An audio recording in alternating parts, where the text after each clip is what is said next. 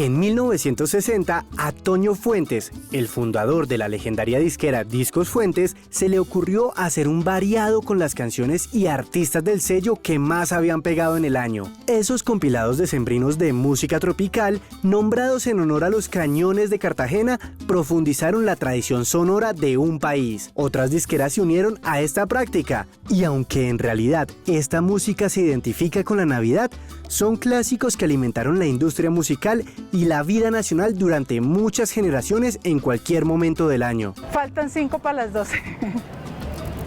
No puede faltar, sí. Siempre es con la que se cierra el año. ¿De dónde salieron estas canciones y por qué son hoy un símbolo nacional? ¿Cómo se ha transformado la industria de la música navideña? Si para 1974 se habían vendido aproximadamente 1.000 millones de discos en todo el mundo y cuando terminó el siglo esta cifra se había triplicado, el nuevo milenio trajo un revolcón en el consumo musical. Y si bien los formatos han cambiado, hay canciones que sobreviven y se siguen editando, pues se mantienen en la memoria colectiva. Hoy dedicaremos el programa a nuestra identidad sonora y a otras tradiciones que cobran vida durante el mes de diciembre. Mi nombre es Camila Wills. Y yo soy Cristian Briceño. Y les damos la bienvenida a Toma el Control.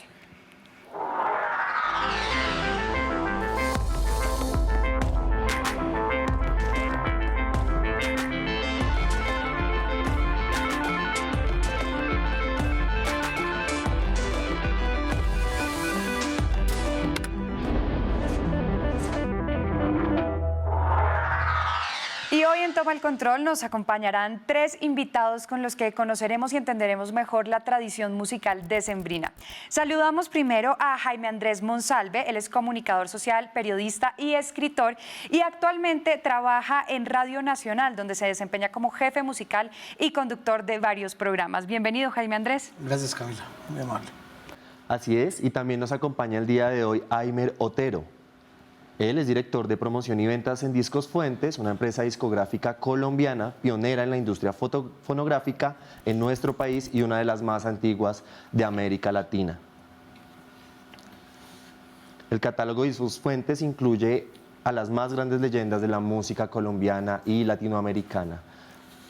Bueno, muchas gracias por acompañarnos y les contamos que más adelante tendremos nuestro tercer invitado. Estará con nosotros Jorge Ramírez, cofundador de Grupo Clase. Y recuerden también que este programa cuenta con la interpretación de lengua de señas colombiana y ustedes podrán escuchar a Juan Gordillo y Arturo Gómez, quienes estarán en la parte inferior de sus pantallas, inferior derecha de sus pantallas. Y en sus casas también ustedes nos pueden escribir con el numeral Toma el Control acerca de todo lo que pase en este programa. Cristian empieza con las preguntas el día de hoy. Así es, Camila, muchas gracias. Y quiero preguntarle a nuestros dos invitados, a Jaime y a Aimer, inicialmente, para tener un poco de contexto, es muy interesante investigar y conocer un poco acerca de las tradiciones decembrinas colombianas. Yo nunca he tenido la oportunidad de escuchar la música decembrina colombiana, ni conozco muy bien de dónde vienen estas tradiciones, y cuando supe que íbamos a hacer este programa me emocioné y me interesé mucho, y quiero que me cuenten un poco y nos cuenten a todos un poco qué es eso de música tradicional colombiana decembrina y por qué cobra importancia justo en esa fecha. Cuéntenos Digamos un que poco. desde el punto de vista de Discos Fuentes, la música tropical está muy arraigada en los hogares colombianos desde hace muchísimos años. La compañía fue creada por un señor que se llama Antonio Fuentes, visionario de este negocio de la música, y comenzó desde el año 34 más o menos a reclutar o a traer gente, artistas de la zona de la costa norte de Colombia, a grabar música tropical, ritmos autóctonos de la región Caribe.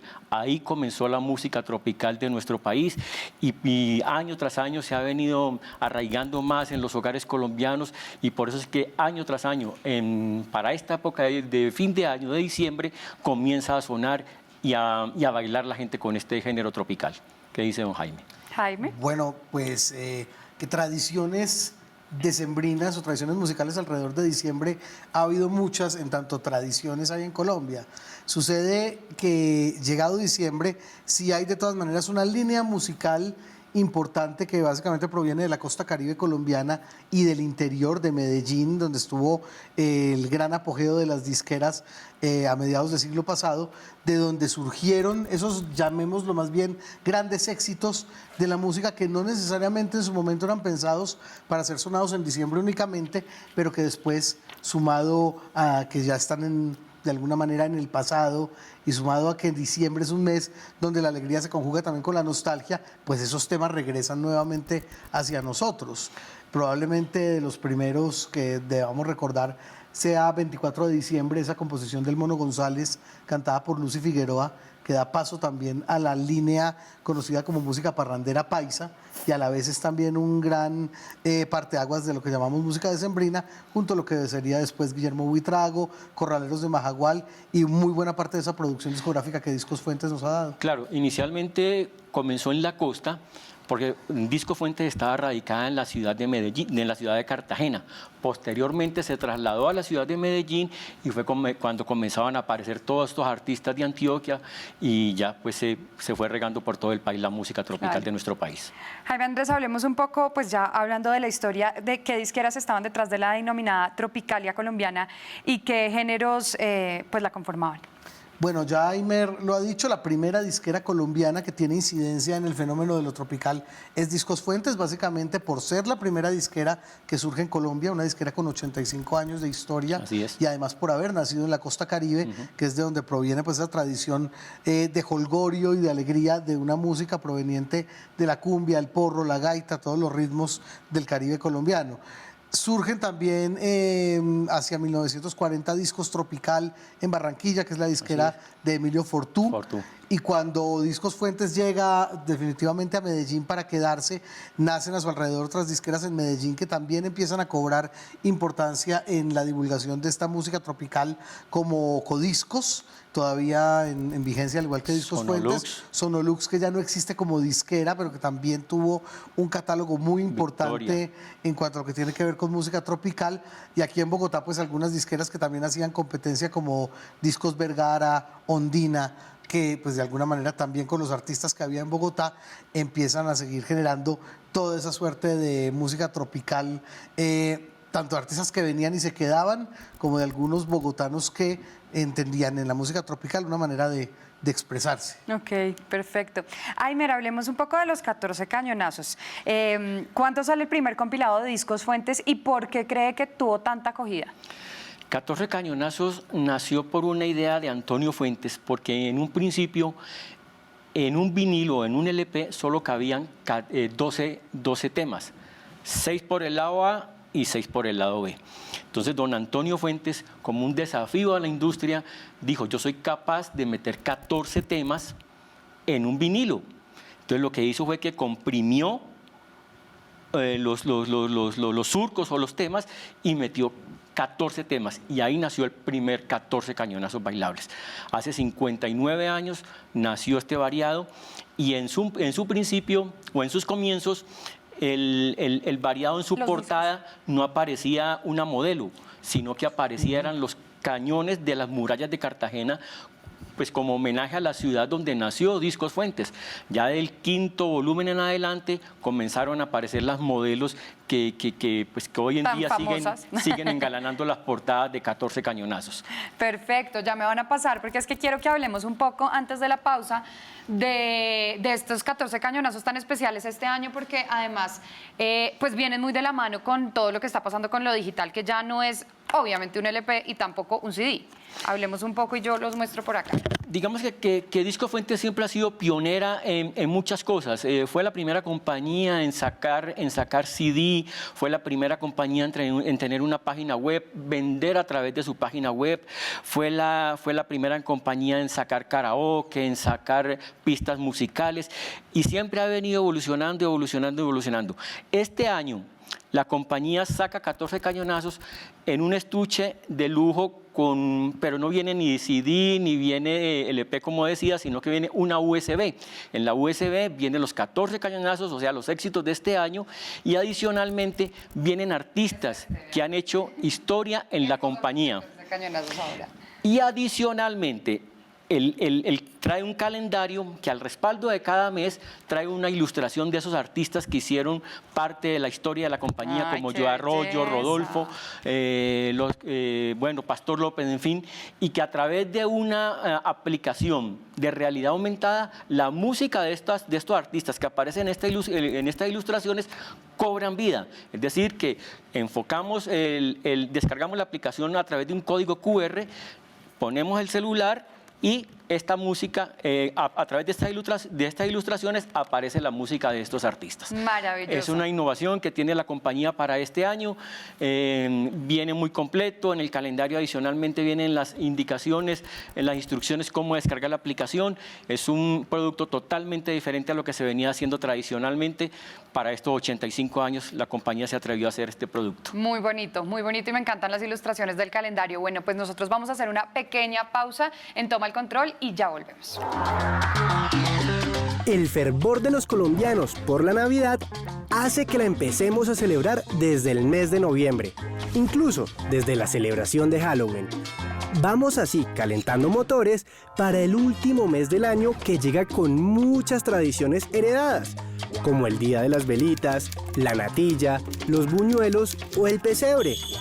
Una de las tradiciones más populares de nuestro país y que más nos identifica en el mundo es la novena de aguinaldos.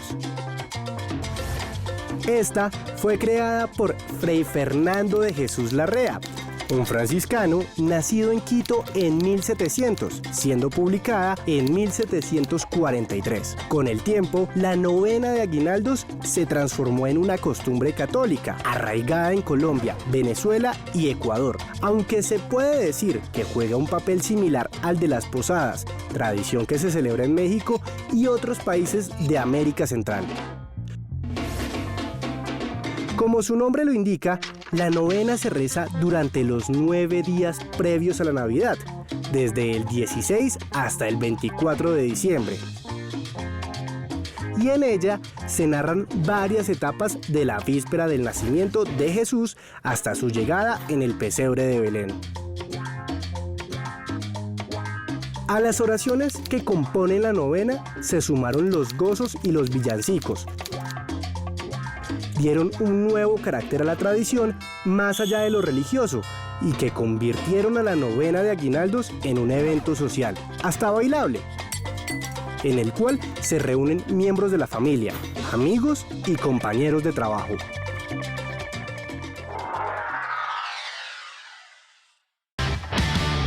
Los festivales al parque, el primero de ellos, Rock al Parque, que es el que este año 2019 cumplió 25 años, fue el primero de los festivales al parque. Y cuando nace el Festival Rock al Parque, nace también en un tiempo en el cual el país estaba viviendo pues una temporada muy compleja de violencia, donde la gente le temía mucho estar en el espacio público. Y ahí un grupo de gestores deciden hacer la primera versión del Festival Rock al Parque para mostrarle a los violentos que con la música, o sea, que no nos iban a callar y que la música podía ser ese vehículo a través del cual se dijeran un montón de cosas que no se estaban diciendo porque no había otro canal para hacerlo. Y después empiezan a nacer los otros festivales.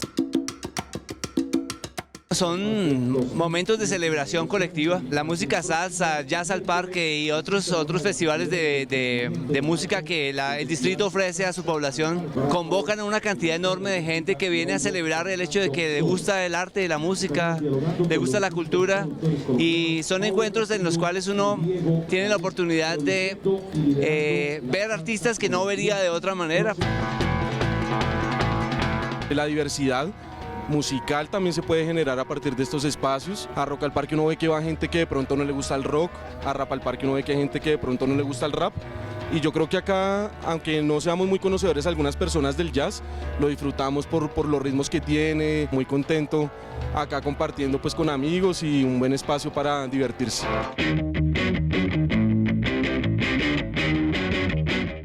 Antes la gente, digamos, caía a las 8 de la noche o a las 5 de la tarde a ver la banda que quería ver. Pero los hemos ido llevando a esa idea de véngase para el Parque Simón Bolívar y disfrute su ciudad, y además si a las 12 presenta una banda que quiere ver y a las 5 otra y a las 9 otra, entonces ahí sí se va para la tarima, pero el resto de la tarde y del día pues goces el parque. Siento que hay gente que viene por las bandas, las conoce y conoce, está muy como empapado de esta escena underground, y hay otros que no están muy familiarizados y simplemente vienen a hablar, a leerse un libro y a relajarse como en el pasto. Es un espacio en el que puedes compartir con tus amigos, y eso es como lo más interesante, como cambiar de ámbito, reunirte con ellos, disfrutar de la buena música, de los músicos colombianos. Me atrajo mucho la onda de la gente que veo aquí en Bogotá y los eventos que me recomienda Facebook. Es uno de los activos culturales de la ciudad, y yo creo que los bogotanos tienen que sentirse muy orgullosos de tener estos fantásticos espacios, además gratuitos.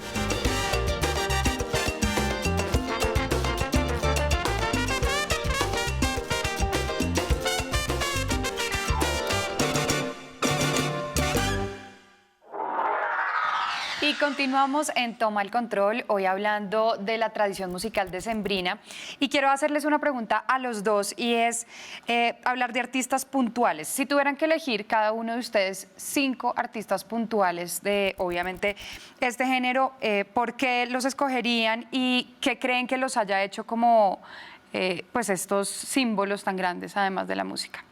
Yo creo que nos vamos a cruzar, Aimer, porque creo que esos 5 están los clarísimos. Sí, Guillermo Buitrago, el gran cantor cienaguero, importantísimo como primera gran figura elocuente dentro del asunto. Definitivamente Rodolfo Aicardi, grande con su orquesta Los Hispanos y con la RA7 también. Gustavo Quintero, como cantante de la agrupación Los Graduados, entre muchísimas otras. Diría que otra figura podría ser, como para involucrar a alguien de, digamos, de las exponentes femeninas, a Doris Salas, cantante del Supercombo Los Tropicales, colombiana, pero con una carrera muy dilatada en Venezuela. Y yo diría que para, digamos, cerrar un poquito el ciclo, yo creo que podríamos meter a Julio César San Juan, que es el famoso Buitraguito. Ya que hablamos del primer Buitrago, hablemos del otro, que fue Buitraguito, que también tuvo una carrera muy importante en los últimos años, antes de su muerte, hace como unos 4 o 5. Así que yo creo que ahí estarían mis. Yo le agregaría a los corraleros de Majagual, porque ahí se incluyó Alfredo Gutiérrez en esa agrupación, Lisandro Mesa, Calixto Ochoa. Entonces, teniendo esos que nombró Jaime Andrés, más los corraleros de Majagual, se abarcaba la costa norte de Colombia y el interior del país. Y eso fue lo que se quedó realmente en el oído y en la retina de todos los amantes de la música tropical. Ok. Jaime Andrés, usted, desde su punto de vista, hablemos un poco de la identificación que tiene esta música con diciembre. ¿Usted cree que esto afecta o ayuda precisamente a este gremio y a estos artistas? Pues yo siento que está bien para ellos cuando es diciembre, claro, porque van a tener una serie de contratos, a los que ya no están con nosotros pues se les recuerda, sus discos se siguen vendiendo, etcétera, pero el resto del año hay como una suerte de bache que tristemente tiene que ver con el hecho de que se les haya encasillado como artistas exclusivamente decembrinos, y su música realmente es una música que siempre en su momento se escuchó en cualquier época del año.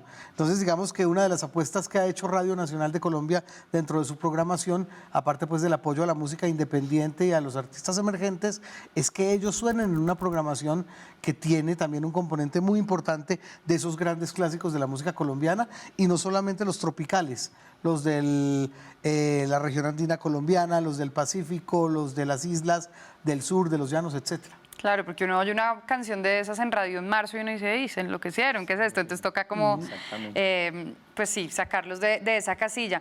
Aimer, desde el boom de los cañonazos, ¿cómo se ha ido transformando Discos Fuentes en este sentido y cómo se ha ido transformando en formatos? Digamos, ya vimos obviamente lo que acabamos de verlo por los 85 años, pero en cuanto a la sonoridad de pronto.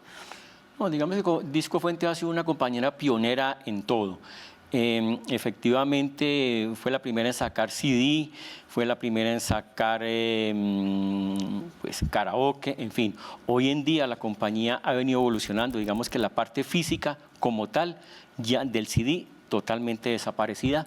Hoy en día tenemos es USB y la parte digital es la que viene funcionando notoriamente en la compañía. Ya la compañía no tiene esa infraestructura que tenía anteriormente, ahora es una infraestructura mucho más pequeña, dedicada a cargar todo su catálogo a las plataformas digitales para que se dé pues, la descarga en las diferentes plataformas.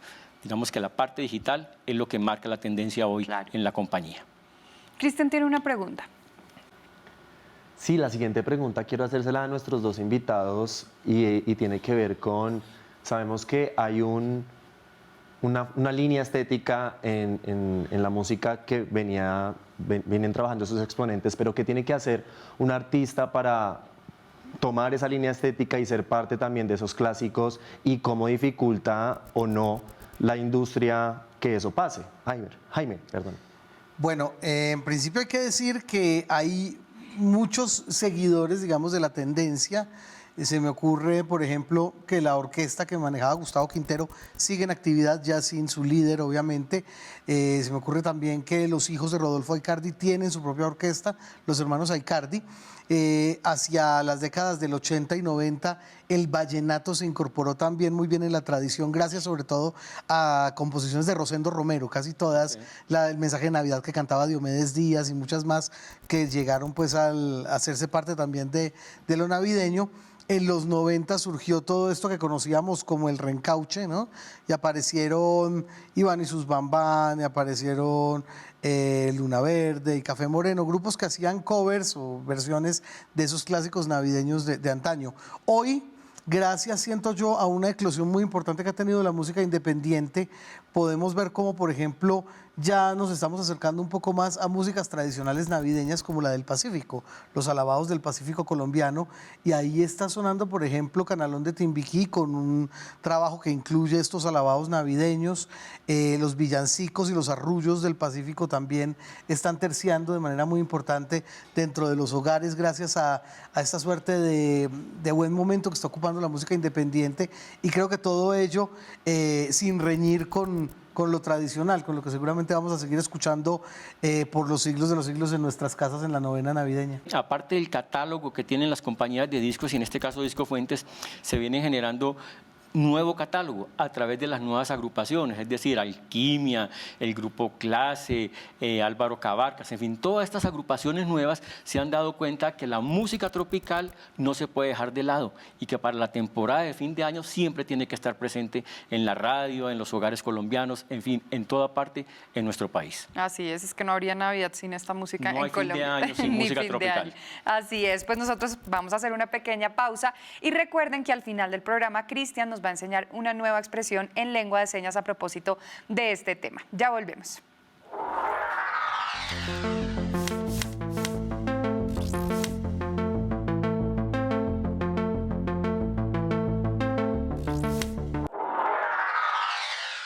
El Comité Musical de Canal 13 es una reunión semanal entre directores de contenidos, programadores e investigadores del canal en el que se hace un mapeo general de videos musicales nacionales e internacionales para incluir en las diferentes franjas horarios del canal.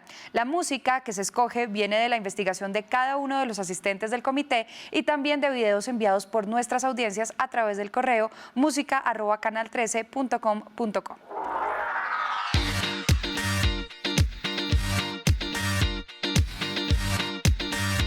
El comité musical es una reunión donde varias personas, en especial personas que tenemos que ver con las programaciones musicales del canal, escogemos, curamos canciones, videos, qué temáticas, qué personajes que tienen que ver con el tema musical salen en el canal. Las personas que hacemos parte del comité musical somos Rodrigo Holguín, líder de contenidos del canal, Álvaro Campo, líder de digital del canal y a su vez coordinador de este comité musical, Mariluz Melo, que es la persona encargada de la programación del contenido musical, Natalia Montalegre, líder de programación del canal, Chilango Páez, Daniel Páez, que es el director de Fractal, que es un programa cultural pero que a la vez maneja música, y yo, que soy el director de Resonante.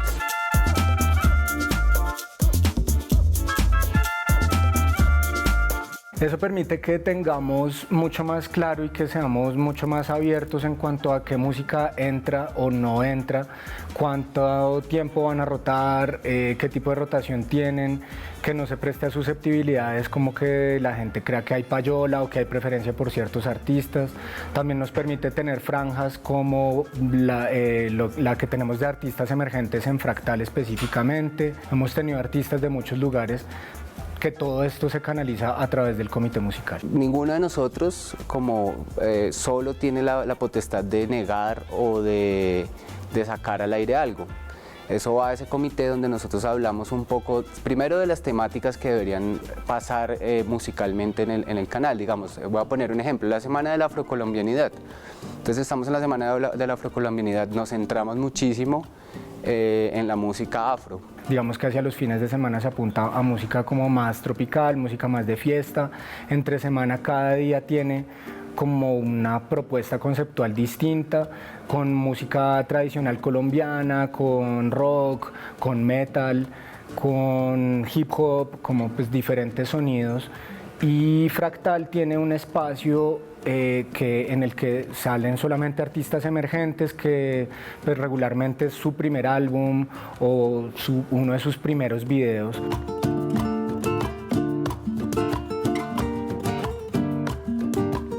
Cuando los artistas quieren enviarnos la música, solamente tienen que escribir al correo musica@canal13.com.co. Todos los correos que llegan son respondidos. Nos ha pasado, por ejemplo, personas que nos dicen es que nuestro video no rotó. Y la respuesta siempre es: Mariluz Melo les envía una tablita en Excel diciéndoles rotó a tal hora, tal día y cuántas veces rotó.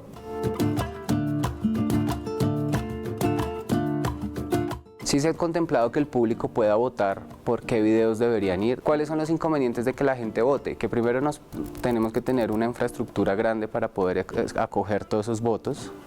Segundo, la transparencia. Pero sí es algo que se ha contemplado y que de repente a futuro, quizás para el próximo año, es algo que pueda entrar a funcionar por lo menos para la elección del top, por ejemplo, que es una de las apuestas que tiene el canal con la franja musical.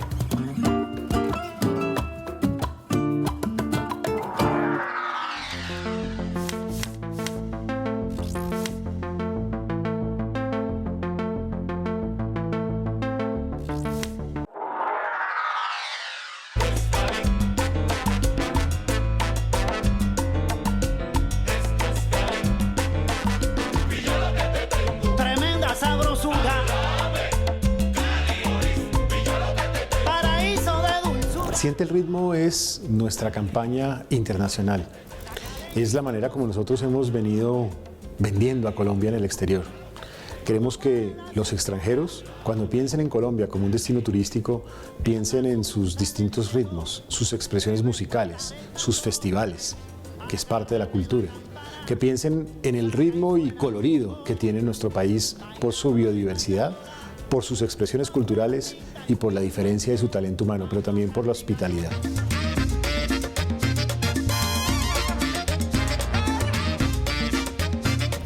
Nosotros empezamos a ver que de los 100 videos en YouTube más vistos, 95 de ellos eran de música. Pero más sorprendente aún, que de esos 95, 10 eran de artistas colombianos. Entonces descubrimos que Colombia tenía para ofrecerle al mundo ese talento. Y entonces invitamos a 23 artistas de nuestro país, y dentro de ellos está Fonseca, está Sebastián Yatra, está Yuri Buenaventura, está Herencia de Timbiquí, entre muchos más. Y descubrimos que a través de su virtud musical nosotros podíamos vender a Colombia. Y de esa manera lo que hicimos es que le dimos una continuidad a la campaña que tenía Colombia anteriormente, y ahora lo que buscamos es que cuando vamos a las ferias internacionales de turismo del mundo, los extranjeros sientan el ritmo. Por el río corre el agua, con el agua va la vida. Los más emocionados son esos colombianos, pero lo más valioso es que, por ejemplo, en Londres, los colombianos que viven en el exterior llegaban a bailar salsa para vivir su territorio, y los extranjeros que estaban allá queriendo conocer Colombia terminaban bailando con los colombianos que viven en el exterior. Entonces empieza a generar ese sentimiento también de que Colombia es uno de los países más hospitalarios del mundo, es decir, es un país que acoge al turista, un país acogedor. La Organización Mundial del Turismo ha demostrado que el 40% de las razones por las cuales un turista viaja al mundo es por razones culturales.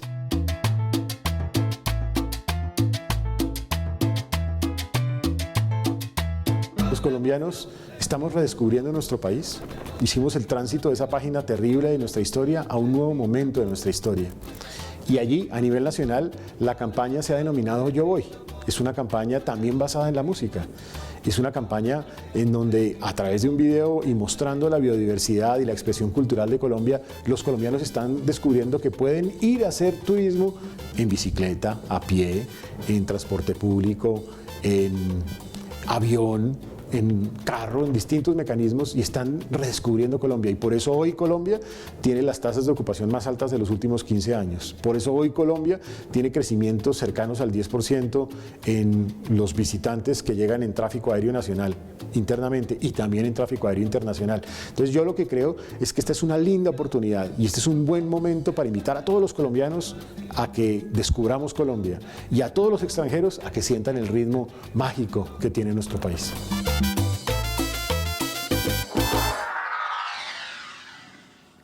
Y seguimos en Toma el Control. El día de hoy estamos con nuestros invitados hablando acerca de un tema muy importante que es la tradición musical decembrina en Colombia. Y queremos darle la bienvenida ahora a Jorge Ramírez. Él es cofundador de Clase, una agrupación musical de salsa y música tropical colombiana de los años 80. Bienvenido, Jorge. Un gusto, muchas gracias estar acá para platicar de esto que tanto nos gusta, como es la música nuestra, la música tradicional y la música tropical. Muchas gracias. Así es, bienvenido. Muy bien. Y para continuar con esta discusión, quiero preguntarle a nuestros dos invitados cómo ha impactado el cambio de la industria a las disqueras nacionales. Esos cambios industriales han permitido que las empresas se adapten, lo han logrado. Cuéntanos, Jorge. Yo vengo de una generación donde nacimos con las agrupaciones basadas en las disqueras. Las disqueras eran todo para nosotros. Las disqueras eran quienes pagaban los arreglos, los estudios, el afiche y tenían promotores nacionales. Entonces, al llegar la tecnología, obviamente se creó un bache muy fuerte y disqueras que no se adaptaron al sistema, obviamente iban a desaparecer.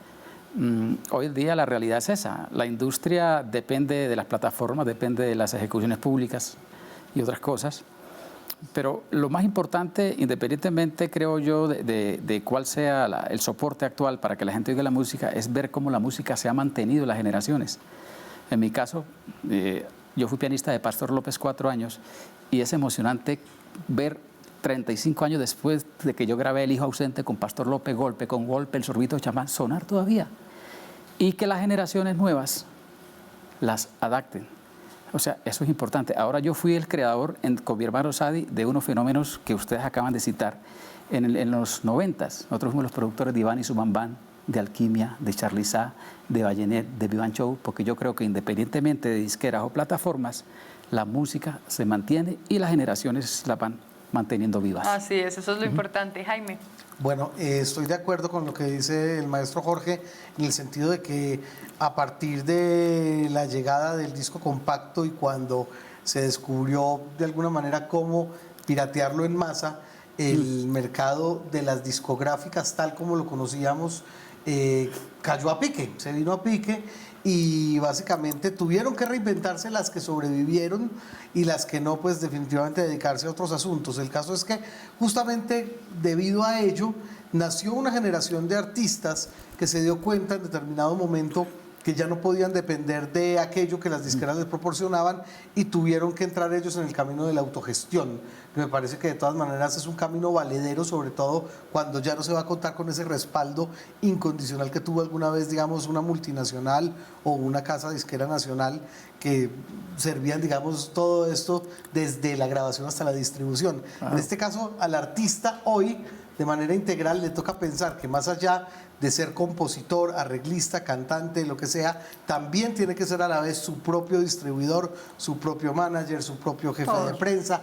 todo alrededor de la independencia, que básicamente es la manera como está circulando hoy el contenido musical. Así es.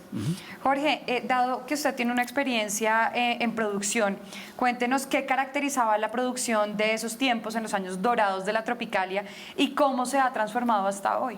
Buena pregunta. Muchísimo se ha transformado. Yo tuve la oportunidad de grabar discos para compañías multinacionales como TH Roosevelt, al lado de figuras grandes como Oscar de León, Frankie Ruiz, etc. Y también en Venezuela, en Estados Unidos, y en esa época, independiente de género, casi que grabábamos en bloque. Yo recuerdo cuando yo entraba al estudio de grabación, lo primero que alcancé a conocer a finales de los 70 eran 4 canales, en los cuales los técnicos de grabación, con una sapiencia increíble, lograban premezclar para meter en 4 canales orquestas de más de 20 músicos. Ya en los 80s vienen 16-24, pero igualmente se llegaba el arreglista con sus arreglos, los repartía, se hacía un ensayo previo y se comenzaba a grabar, de tal manera que el músico tenía que tener un profesionalismo muy grande y una capacidad de grabar a primera vista. Eso con la tecnología ha ido cambiando. Ahora se utilizan llevar una secuencia al estudio. Sobre la secuencia, si tú quieres, te vas montando canal por canal, luego se hace una mezcla, y yo pienso que es importante, pero tal vez se ha perdido un poquito de feeling. Por eso tú oyes una grabación de la Villos Caracas Boys del 60, del 70, y te parece oír la orquesta en vivo, porque era grabada a la vez, como en un baile. Hoy en día es todo más mecánico, es valedero. Hay que entender que todo va cambiando, pero sí ha cambiado, y ha cambiado bastante, de verdad. Perfecto. Jaime Andrés, ¿qué ha pasado con figuras que aún siguen con vida? Queremos saber si este trabajo a través de los años ha sido reconocido y correspondido de una manera justa, ¿no? A través de los años. Yo quisiera pensar que sí, pero lo que da a entender, digamos, el olvido en que se han sumido algunas de estas figuras, tristemente indica lo contrario. Normalmente se habla de falta de apoyo, por ejemplo, de una sociedad de autores y compositores, de falta de un reconocimiento de quienes tienen potestad para seguir grabando a estos artistas, y muchos de ellos pues tristemente se van quedando un poco en el olvido y van siendo, bueno, o recordados en diciembre exclusivamente, o simplemente pues ya de alguna manera condenados a una suerte de ostracismo en sus regiones, y económicamente tampoco muy bien que digamos.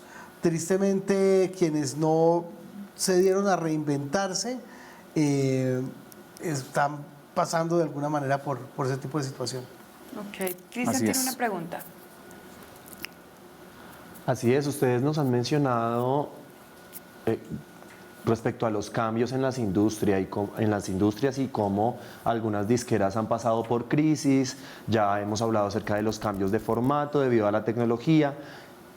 Y con todo y estos cambios, ¿por qué creen ustedes que algunas canciones siguen vivas en la memoria de las personas? ¿Por qué se mantienen estas canciones, Jorge?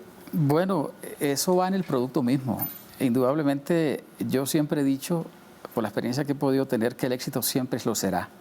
Únicamente van cambiando el momento, va cambiando la tecnología, y ese fue el éxito de los reencauches de los 90, porque yo consideré en ese momento que venían temas que los muchachos conocían por las versiones que sus padres ponían en fin de año, pero si salía ese producto con un frente joven que se identificara con ello, indudablemente iban a volver a refrescarse. Y eso fue lo que pasó, que con Alquimia logramos vender más de 2 millones de álbums en Latinoamérica, Charliza, 6 millones de discos vendidos, casi haciendo lo de Julio Jaramillo, y después les cuento que Charliza, cuando yo lo llamé para el producto, no quería hacer el producto porque él no quería hacer bolero, pero comercialmente hubo que explicarle, él lo entendió y mire el fenómeno que pasó. Yo creo que el éxito siempre es una pregunta interesante, siempre va a estar ahí, sino que hay que adaptarlo y traerlo a la época con nuevas figuras. Sí, es verdad. Ahora, ¿cómo un tema logra convertirse en éxito realmente? La fórmula es absolutamente imposible. Esa es la pregunta del millón. Absolutamente, nadie sabe cómo es que hay canciones que nunca fueron llamadas al asunto y se convirtieron en hits desde un primer momento.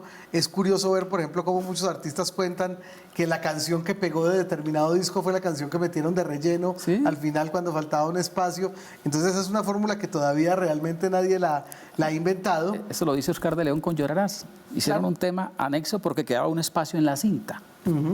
y fue el éxito internacional de ese álbum. Entre muchos otros, así que esa es una pregunta del millón, como dice el maestro. Cristian tiene una pregunta. Sí, quiero mencionar algo más, es que me parece muy interesante porque tú mencionabas que los padres o nuestros padres tenían esas canciones presentes y se transmitían de una u otra forma a sus hijos cuando otro artista hacía nuevamente un reencauche de esta canción. Pero quiero que nos ayuden un poco también a entender qué nos transmitían de una u otra forma estas canciones en diciembre, porque yo en mi familia, en diciembre, sé que mi mamá había unas canciones que escuchaba siempre, pero yo nunca las escuché, nunca supe de qué se trataba. Las personas sordas nos dedicábamos a hablar, a bailar, nos dedicamos a eso en diciembre cuando están las familias reunidas. ¿Cómo, pues con eso que ustedes nos cuentan hoy, cómo podemos entender entonces ese mundo de la música decembrina respecto a las demás generaciones y qué creen ustedes que va a pasar de aquí en adelante Sí, ¿por qué? con la música decembrina y pues que de todas maneras me genera una reflexión alrededor de la identidad para que ustedes también la tengan presente. No sé si Camila quiere agregar algo. No, sí, porque hay unas muy tristes, ¿no? O sea, Claro. hay unas, Sí. que sí, la música de Sembrina es feliz y todo, pero hay unas letras que son absolutamente trágicas y que uno dice, ¿qué es esto? Entonces, hablemos, me Es parece muy importante interesante la pregunta de Cristian. Aclarar algo muy importante, lo decía ahora Jaime, hay música tropical decembrina y hay música tropical de cualquier época del año. Las letras, como usted muy bien lo anota, de diciembre por lo general los compositores los hacen para recordar la nostalgia, recordar las épocas pasadas. Y eso se venía transmitiendo cuando no existía la tecnología porque uno terminaba oyendo lo que el padre ponía en su casa. Pero cuando entra la tecnología se abre una brecha generacional, mientras el padre hoy en día escucha el CD que quiere escuchar, el hijo está oyendo en el audífono otra cosa. Eso pasa en el carro. Yo voy oyendo mi radio y mi hijo va al audífono oyendo otra música. Entonces, eso es lo que ha pasado. Pero en diciembre siempre es la época de recordar el tema de Pastor, el hijo ausente. Suena todos los años y la gente oye eso, faltan 5 para las 12, por ejemplo. O mamá, ¿dónde están los juguetes? Eso es No, horrible. todo Mi eso mamá no me dejaba oír esa canción porque Pero a la gente le gusta. no me quería hacer la explicación de por qué el niño pedía dónde están los juguetes. Entonces, para no caer en el secreto, por si hay niños viéndonos, ella me decía que no podía oír esa canción y me acuerdo perfecto que me la prohibía. O sea, es impresionante. Y yo no puedo estar en un lugar, sea en donde sea, aquí o afuera de Colombia, si yo no oigo faltan 5 para las 12, faltando 5 para las 12, yo digo no, o sea, no. Esa del maestro no puede acabarse así Néstor la- Sabarce, el venezolano que falleció recientemente. De hecho, yo con la orquesta, con Alquimia, que actualmente dirijo, en el baile de fin de año tengo que tocar faltan 5 para las 12 y Claro. después del abrazo, el año viejo. Total. Eso es obligado. ¿Y o sea, usted qué opina de las letras, Jaime? Claro, yo estoy de acuerdo con el maestro en el sentido de que diciembre es un mes donde la familia se trata de reunir nuevamente y no solamente frente a quienes están vivos, presentes en la mesa están también los que ya nos dejaron, los que por alguna razón No pudieron determinada llegar. no pudieron llegar y todo Esas eso son las genera letras. que en medio del jolgorio y de la alegría siempre haya Nostalgia. Sí, una brechita ahí pequeña para la nostalgia que la manera de paliarse está dentro de esas letras tan tristes de esas ahora, canciones. Dentro de la pregunta, perdón, Jaime, es que cómo esos temas se hicieron tan fuertes en la época, las disqueras tienen mucho que ver, porque aparecieron muchos variados de fin de año, como el disco del año, como 14 cañonazos, como todas estas super bailables, que por lo general en su repertorio incluyeran o Así temas es. viejos o temas que contuvieran ese tipo de letras. Y la radio también tuvo La radio, una responsabilidad importante en el sentido de que total. faltando No, 5 para las 12 tenía que sonar Néstor Sabarce. Y hoy en día, luego Tony Camargo. hoy en día es desesperante porque uno llega a una casa y pongan radio. O sea, uno en las antecitos de las 12 uno tiene que poner radio. Entonces uno es buscando aquí. Sí, Es súper importante eso y sobre todo aquí en Colombia. Ya en unos segundos vamos a terminar de hablar todos estos temas que nos ponen tan emocionados. Pero vamos a hacer una pequeña pausa en Toma el Control y ya volvemos.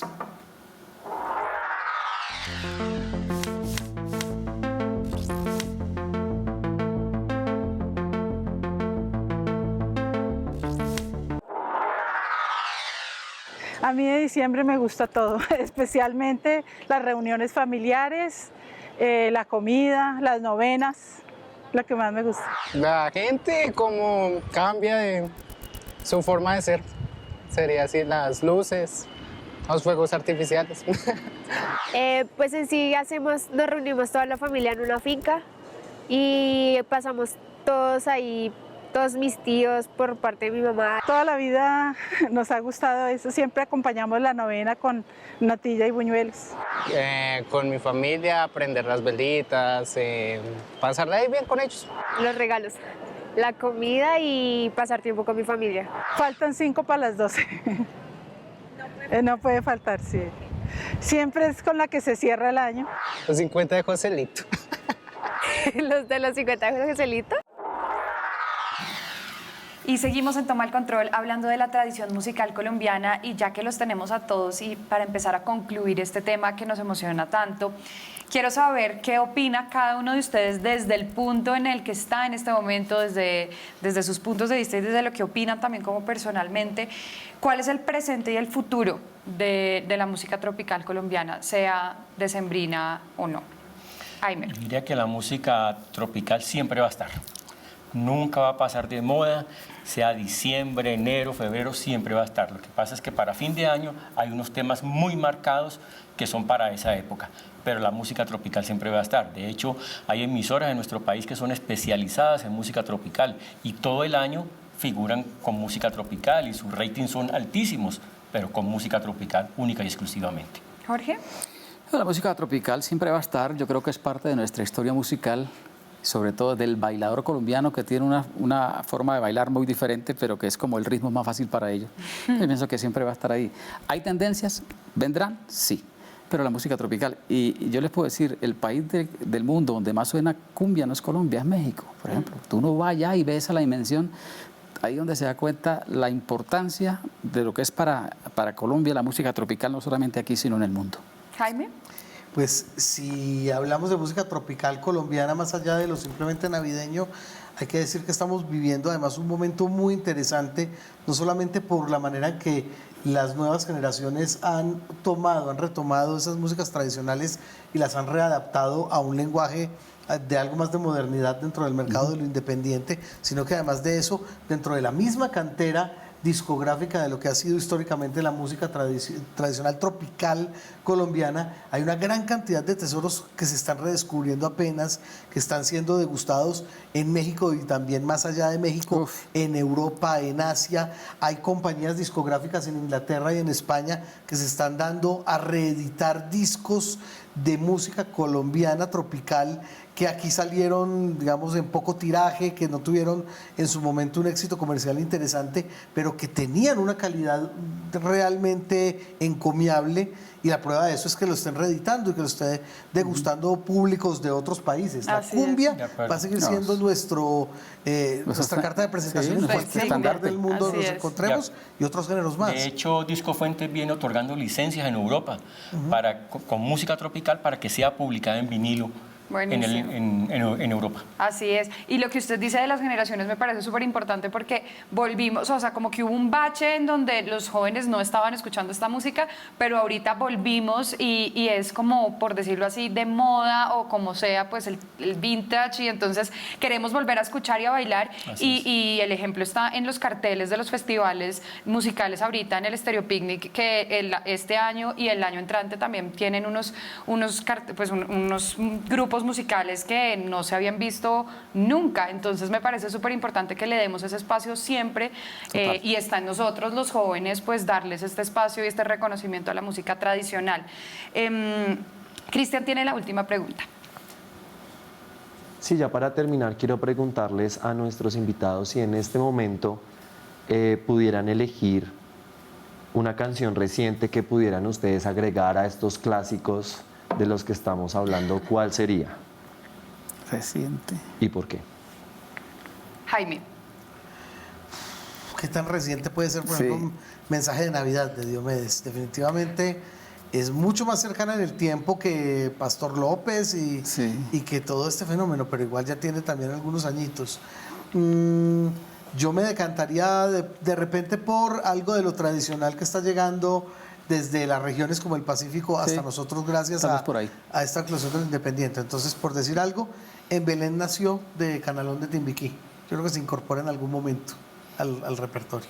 Yo diría que hay una agrupación que dirige el maestro Jorge Ramírez, que se llama Alquimia, y que viene publicando todos los años para esta época música tropical. Hoy en día hay una canción o un mosaico, Jorge, que se llama Pa' Bailar. Claro, donde viene invitado Mauro Castillo como... Diría que puede ser un tema importante para la temporada.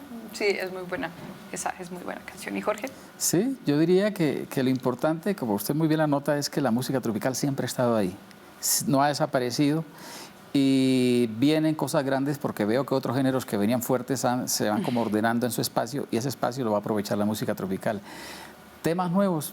La verdad no sabría por qué dar un nombre específico, pero como lo dice Jaime Andrés, pienso que por el Pacífico han venido unas fusiones interesantes, base tropical, pero con unos elementos muy autóctonos y por ahí podría ser la tendencia.